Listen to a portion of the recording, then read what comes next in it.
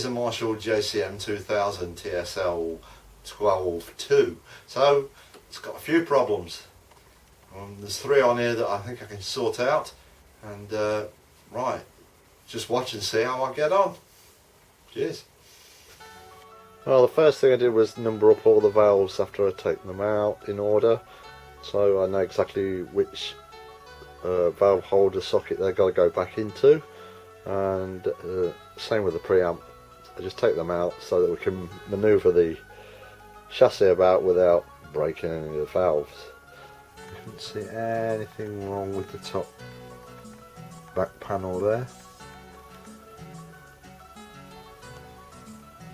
No loose wires or anything. And I checked along the bottom circuit board, and you can't see it very well, so that's the reason for taking all the nuts out of the back panel. Right, so the first thing we did was take out the screws on the emulated line out, and then for the jacks, which are 1/4 inch ones, just take off the plastic nuts that hold these in place, and then the metal ones that hold these in place, so that we can take that circuit board away and examine underneath that. So I'm just gently easing that top panel away from the back of the chassis there. I'll try and turn her over. Let's have a look and see what we've got.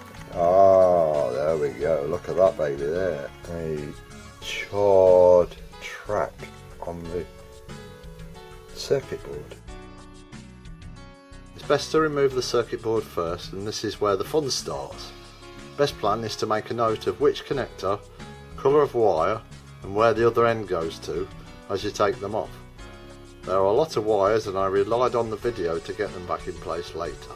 So first of all, we're going to take the connector here, which leads to the biasing pins on the back, and gently pull this away, hopefully. Yep, there she goes. Right, that's that one. Now then, on this end we've got the 2 red transformer wires.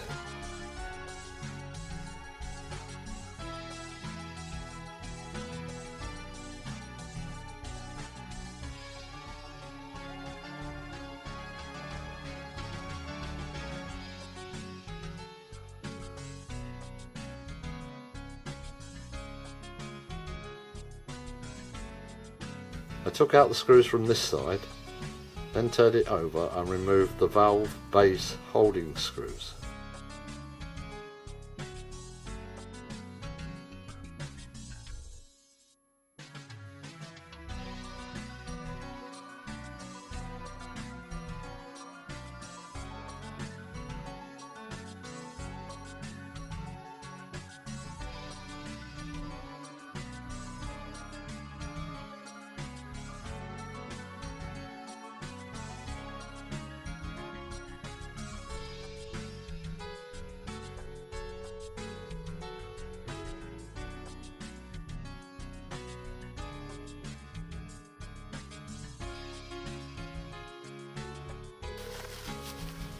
I desoldered and removed the 22J capacitor.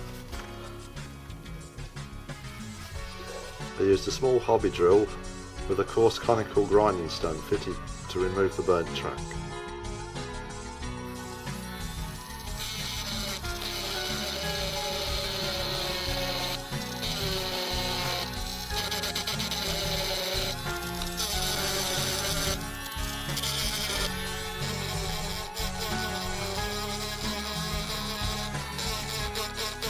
Right, there's the finished area. All the dust is removed and ready for the UV resin. Right, so I've applied the UV resin and made sure it didn't go on the contacts where I need to solder. Now we apply a bit of UV light to harden it off. My only concern is, will it be heat resistant enough? But this is an experiment, so we're just going to see what it does.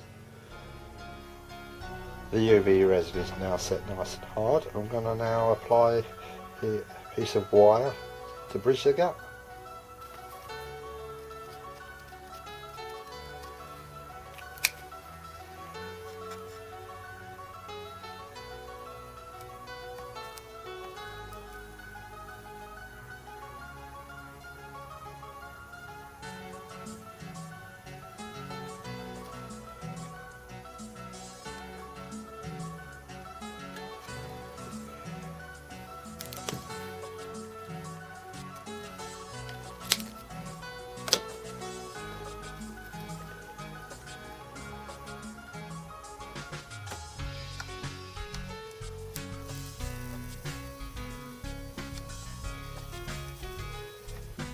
soldered and ready for the second layer of UV resin.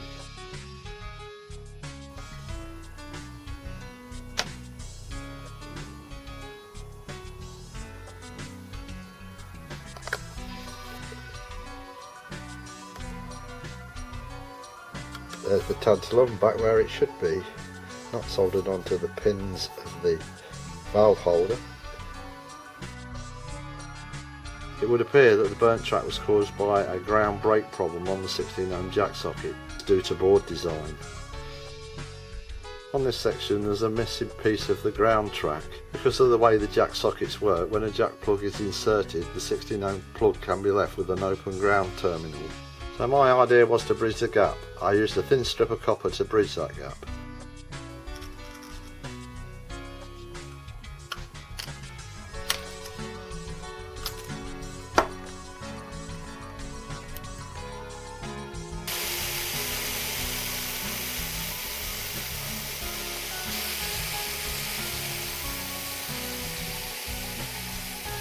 Okay, so there's a little bit I've just cut out. It's going to sit on there between those two. Just solder it in place.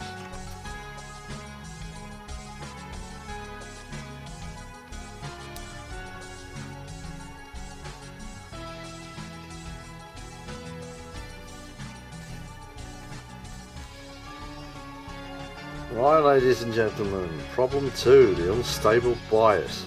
This seems to be by far the biggest problem on the JCM 2000. For this fix I use a recommended kit by Dr.Tube, JCM 2000 Stable Bias Mod version 1.4. Right, this is where the mod starts. We've got the Dr.Tube Stable Bias Mod Kit, and I'm going to start following the instructions on this. And we've got to start at number 3, I think, being as I've got as far as the remove the chassis and numbered all the connectors, blah blah blah. Okay, so instruction number 3 says remove as much solder as possible from pin 5 of the EL34 tube sockets. So away we go. We're looking now down on the base of the valve holder. So this is 1, 2, 3, 4, 5. Now this is the one that we've got to get rid of the most of the solder on all of the valve holders. So it's pin 5, it says on the instruction sheet. So pin 5 there, there, there, and that one there.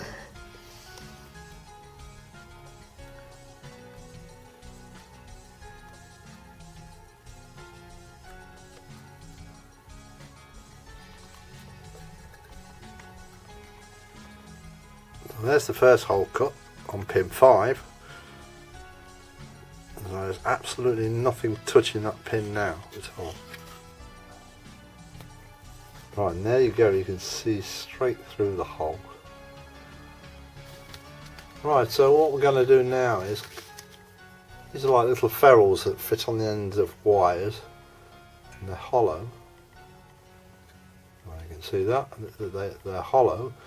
And they're supposed to go on the ends of wires to stop them fraying, but I'm having a problem with the drill, as it seems to want to wander as it's boring its way through the board. So what I'm going to experiment with is I'm going to put one of these over the exposed pin 5 now, push it down, and let's see if the drill will sit a bit better on this as I cut my way through.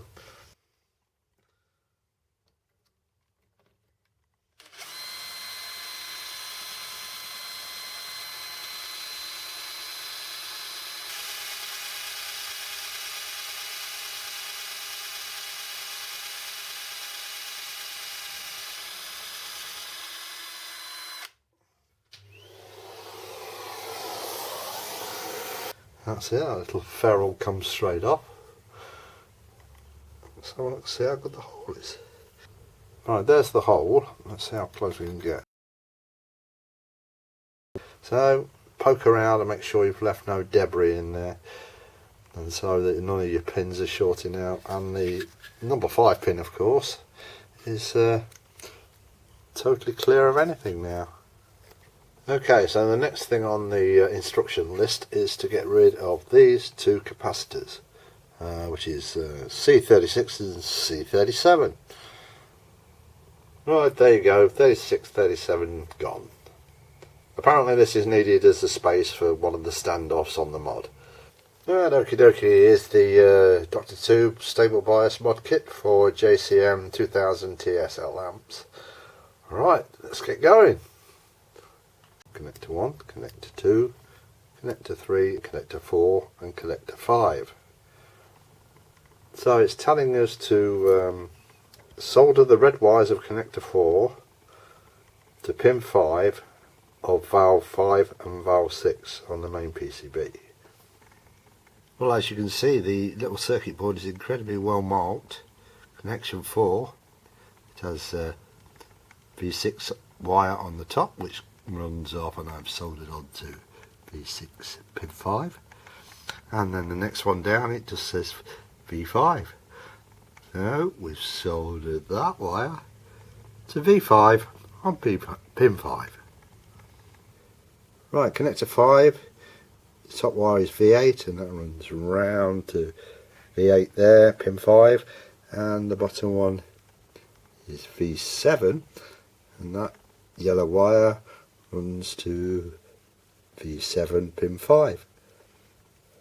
Right, the yellow wire from the stable mod to R2, which is the top resistor there in the middle, to the 100k brown, black, yellow and gold on the main PCB. There is a slight problem because we don't have a brown, black, yellow, gold. We have a that is brown, black, black, orange, gold in that position. And the red wire from the mod has got to go from R3, grey, red, orange, gold. But what we've actually got is grey, red, black, red, gold. Okay, we're going to have to measure them. So the R2 resistor there should be 100k, and let's have a look at the meter. Yeah, that's not bad, it's 100.23. Next up we need to measure the 82k resistor, and that seems to be reading 83, just over. I presume that's within the tolerance. R2 is now connected to the yellow wire. R3, there's a second resistor down, it's connected to the red wire. Of course that runs back to connector 3 on the board. Right, there you go. So connector 2 and plug in to connector 11 on the JCM 26000, and mine is a connector 1. Maybe I've got an awkward board. Right, there's the mod plugged in to connector 1. There's the standoffs mounted, and the little board now is sitting quite nicely. Take off the stickers underneath so that they can just sit perfectly on the board. That one there wants pushing down a tad more. Okay, there's the bias cable, and that's got to go into connector 1 on the mod board. TSL's got a VPR switch and an output mute switch. We'll have a look to see where that cable goes to. So there's the two switches on the inside on the lower circuit board, and this is the cable, and this is connector 20 on this board. And if you follow it through, originally it was plugged into here, connector 12 on the main board, but now we've got to plug it into connector 12 on here. Okay, so we've got 6 screws to go back in, which I've just done. One there next to those capacitors, and as you come along the board there's another one there, and then there's another one there, and we come up slightly and there's another one there, and then there's that one there, and that one there, and that's it. Some of these screws on here that hold the valve holders in place, it's stripped, so I measured carefully the depth that we've got to play with, and I have replaced those with screws, a washer and a shakeproof washer, and they're nice and sturdy now, they don't move at all. whereas before that one there did, and that one a bit. I fitted new EL34s and a new slow blow T1 fuse, and then I began carefully setting up the bias tuning. I had an old AC variac to start measuring in 50 volt increments, starting with 60 millivolts on each channel.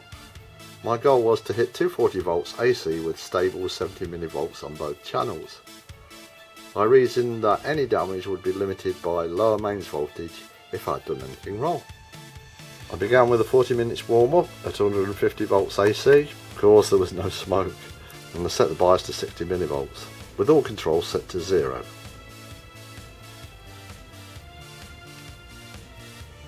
Carefully adjusting each channel to 60 millivolts every 50 volts jump on the variac, until maximum main voltage was reached. And as you can see, the maximum mains voltage that day was 244 volts. Final settings were stable at 71 millivolts on both channels.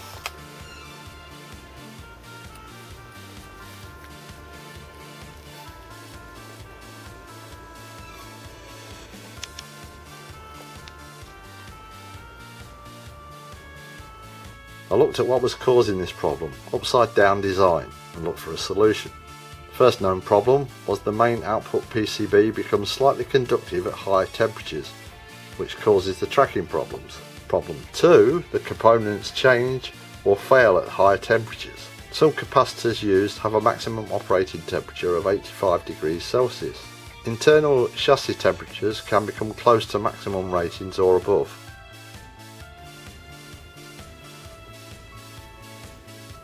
Using an infrared heat meter and temperature sensors, I scanned the whole amp.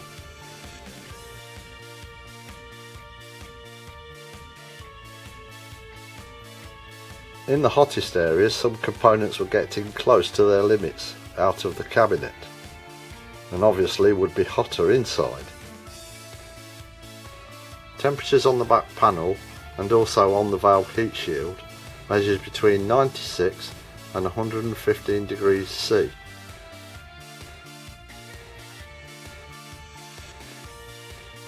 But I've got the heat shield mounted in a vise with a pair of wooden blocks to hold it steady, and as you can see, every centimetre I punched a hole with a centre punch to guide the drills through. This is the hottest part of the heat shield, so hopefully the airflow through this, if it works, help the components on the circuit board remain well below 64 degrees C. There you go, heat shield clamped in place and all the 3mm pilot holes drilled. Now moving on to the 8mm drill. We've got the 8mm holes drilled through, provide a bit of ventilation for the heated components. The holes have all been deburred.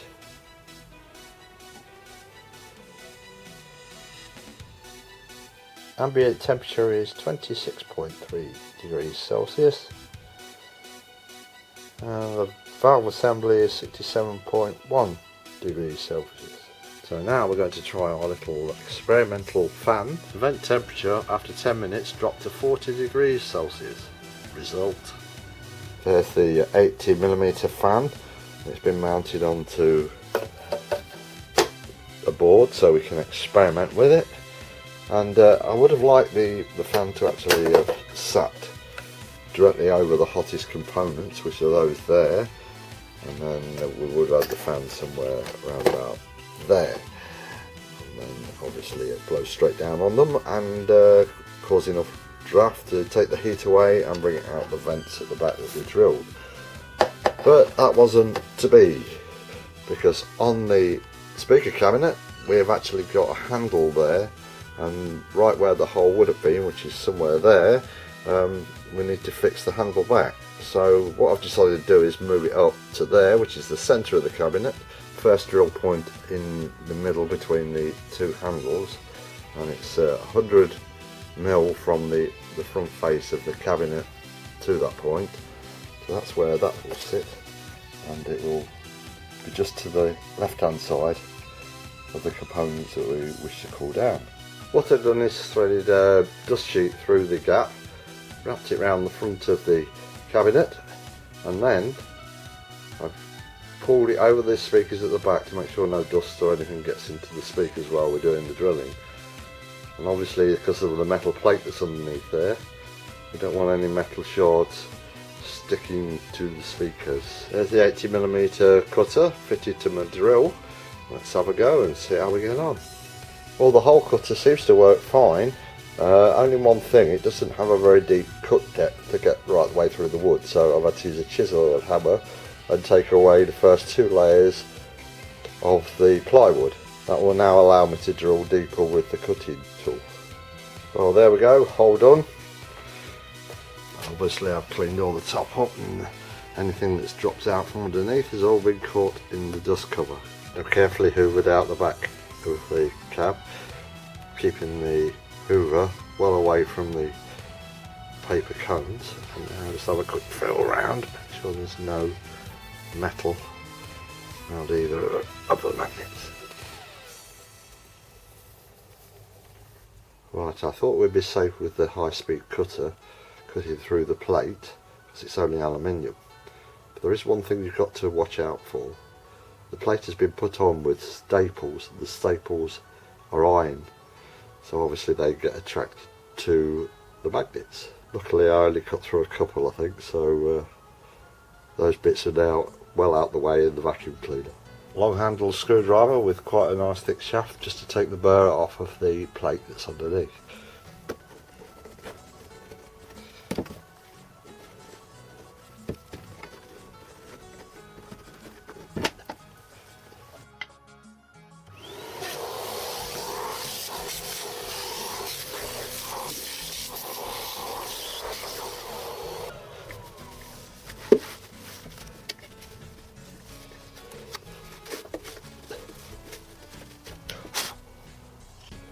Took a standard fan, and to get it to fit the hole, ground away all the sides, taking care not to hit any of the fan blades. And this will now fit in there. Well, the next thing I've done is drilled a 10mm hole, 40mm from each edge, to pass the mains wire through to the switch, which is down here. Thinking being that that's going to be fused for the whole of the amp on the main side, and it will also do for the fusing on the transformer that I'm going to use to power the fan. Obviously this is now very sharp, but I shall smooth that down, and then we shall put a grommet there and feed the mains wire through. There's the wire coming through the rubber grommet, and I've soldered the 2 mains wires onto the mains wire switch. I've used silicone sealer to hold the base of the grommet in place on the underside of the chassis.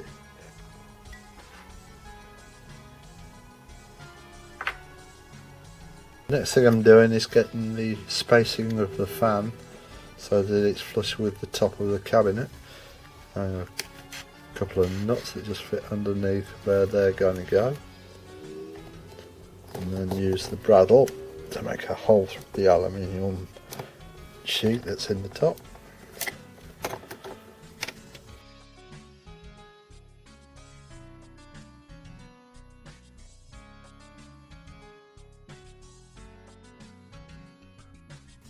The next thing I've done is cut a length of heat-proof sheeting to put the wire in, just to keep it all nice and tidy. There's it threaded through, ready for the next stage. Used a couple of strips of electrical tape to hold it in place. Right, I'm going to take the power supply and I'm going to silicone seal it in place there. The reason I'm doing that is because silicone sealer sets firm, but it's still very pliable, so it's not going to vibrate. And then I shall run the mains wire up round the back there underneath the speaker and into the power supply at that end. There we go, glued in place, and also I've tacked down the wires as well. We'll remove the tape when the glue's dry. Unfortunately, the handle goes straight across the air intake of the fan, so when it's laying flat it causes a bit of an obstruction, so I'm going to find something to fit in each end of the clasps that fit on the top to try and keep the handle in a bowed position. And this is what I'm going to use. I'm going to use a couple of block connectors, one each end. I'll take the screws out and glue them into place. And remove the screws, remove the metal insert, left us with a plastic casing which fits the gap nicely. Glue them in place. There's the reason we put the blocks under each end of the handle. So when you put the handle back on, it gives it nice clearance from the fan, and you just get your hand underneath to grab it. And there's only one thing missing now. We've got to put a fan guard on, and that will be that job finished. Right, that's it. We're all back together again. So we're going to do a switch on. We've got the left and right temperature gauges there. We're going to check the millivolts. Hopefully it should be 70 millivolts on each channel when we get up to operating temperature. That's how we go. Switching on now. Right, there's the idle temps. The one in the middle is the ambient temperature. Obviously left and right on the chassis. Been running for just over half an hour now, and there's the bias set as it was some time back now. It hasn't altered at all. And it's the right channel. Right, there you go, that's the other channel. Not much in it. Pretty happy with that. Right, let's have a look at the temperatures after half an hour.